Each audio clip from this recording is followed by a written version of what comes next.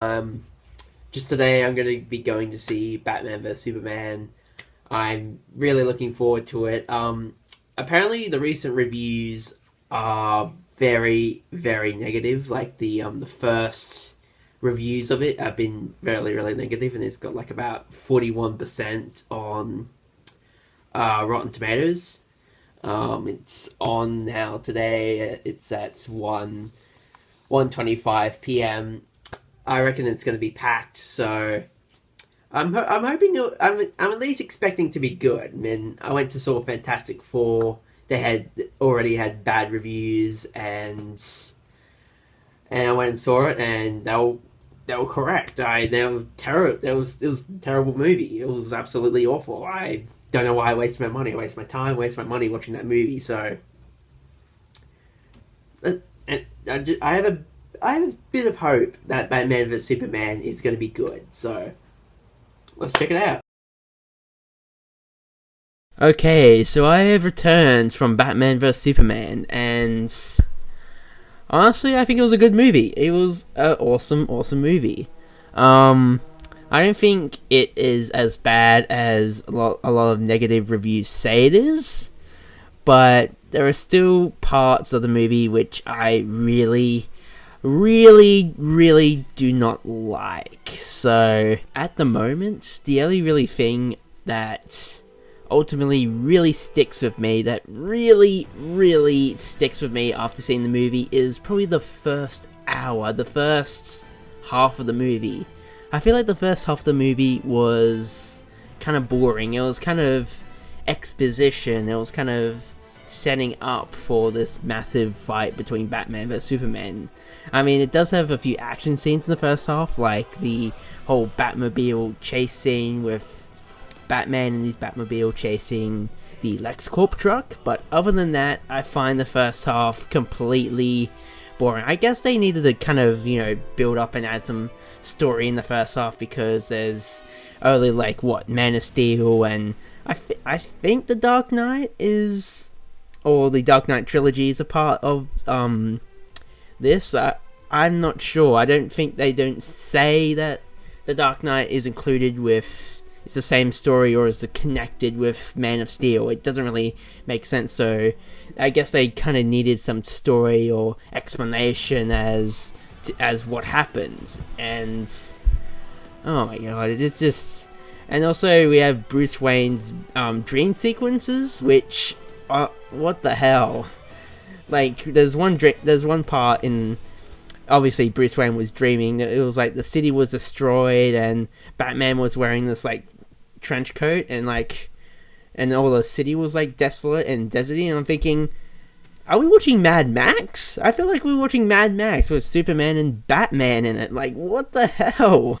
So the second half of the film is mostly, or the first, or the last hour, or the second last hour of the film, excuse me, is where most of the fighting, the action, and the whole out battle between Superman and Batman, which the battle itself is actually pretty cool.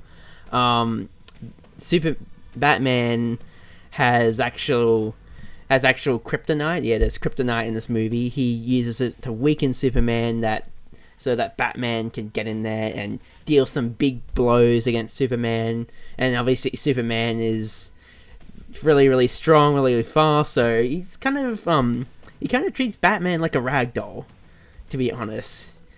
Honestly, he just throws him around, tosses him, and pushes him away, and oh my god, it's so awesome. Basically, if Batman did not have the kryptonite, he will be royally screwed. He'll be royally screwed by Superman. Superman, if he followed through and actually killed Batman, then honestly god, he would have done so very, very easily, because Superman is super strong, flies, and obviously you know what Superman's powers is by now. So what about I talk about Lex Luthor? Lex Luthor in the film, played by Jesse Eisenberg. I feel like this Lex Luthor is not really the big, smart, and powerful Lex Luthor. This one's more of a kind of he's smart, but kind of juvenile and sort of insane Lex Luthor. So I swear, Jesse Eisenberg. Okay, don't get me wrong. I swear Jesse Eisenberg could make a good Riddler. I swear, he reminds me so much of the Riddler right now. It's just, why isn't this guy the Riddler? Instead of Lex Luthor, it's the Riddler. He's trying to, make Batman fight Superman. It wouldn't make sense. I mean, oh my god, they were actually gonna put Riddler and the Joker in the film. I do realize. I mean, if they did, it will be quite packed. The movie will be insanely packed. I mean, it would be nice to see Lex Luthor and the Joker side by side on cinema, but in this movie, it's gonna be it will be quite packed. I mean, it's already packed. Oh, and also I almost forgot about Wonder Woman. Wonder Woman's in this film, played by Gal Gadot, I think her name is, the actress who played who was on Fast and the Furious. I can't remember what her character's name in Fast and the Furious because it's been a little bit since I saw those movies. But anyway, Gal Gadot, Wonder Woman. Obviously, most of the movie she was not actually Wonder Woman until like the last half, where she comes in and saves Batman, like near the end. In a like, okay, now what was I saying? Wonder Woman. I thought she was okay in the movie. I feel like the spotlight was kind of course, centered between Superman and Batman. She's kind of sort of in the background and kind of appears where sometimes she needs to appear. Like, also, while speaking about Wonder Woman, we get kind of a little bit of a sneaky tease of what's going to be the DC Universe's Justice League. We have Wonder Woman getting a little sneaky previews of each Justice League member, including herself. She has like this old black and white photo of her in a costume. It showed a little preview of. She gets given a file which got given a preview of each of the possible Justice League members. Like, we have a little bit of a preview of the Flash, not in his costume, but kind of it's still the Flash. We get Aquaman, the new look of Aquaman. I actually like the new look of Aquaman, even though he did have a brief appearance in Batman vs Superman. And also we had what possibly called oh god, I don't know the DC universe that much. Is it Steel? Is it Steel that gets you get a little bit of a preview of what I guess could possibly be Steel? I'm not really sure. Again, I'm not. I of course I like Batman, but I don't know all of DC universe. I'm sorry. Don't criticize me, okay? Okay.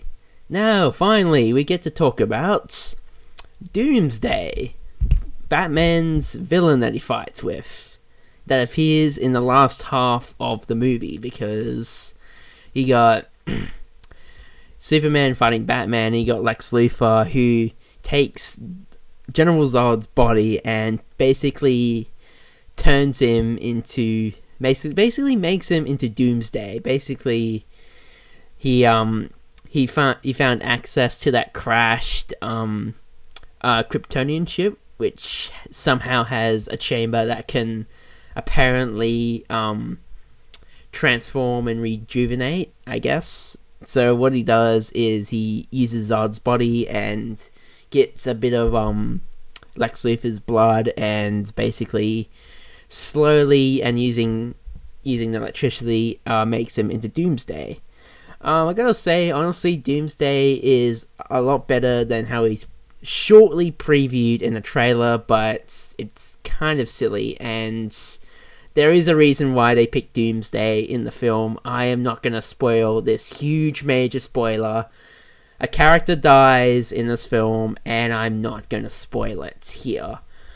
So, you have to...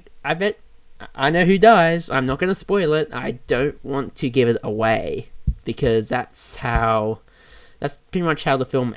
That's pretty much, like, near the end. It's pretty much how the end scene is, and it basically builds up to other DC Universe films. So, okay, final thoughts. What did I think of Batman vs Superman? I really enjoyed it. I think the first half was kind of boring and exposition overload besides that little cool action scene, but overall the film is pretty good. I think it's a little bit too dark, like the introduction. Like, we don't need to see Bruce Wayne's parents die again. Like, yes, his parents were shot. We get it. We know that his parents died by a gunman. We know already. just hurry up.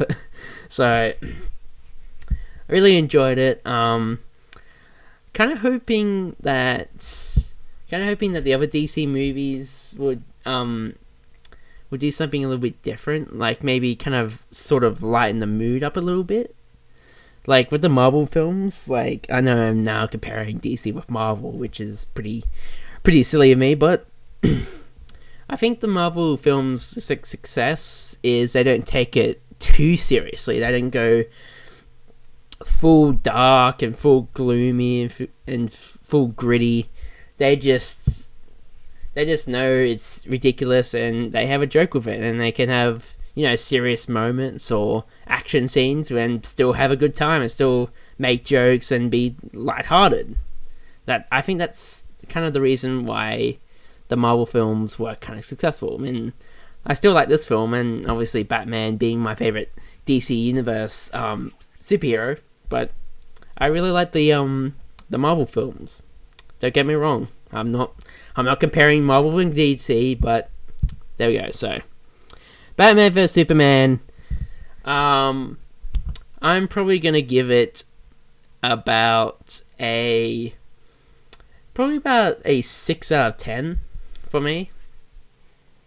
Again, I think the first half wasn't really necessary. Like, you don't have to throw all this exposition and scenes at us. It kind of needs to be cut down. Like, there are some scenes in that you need to cut away from that.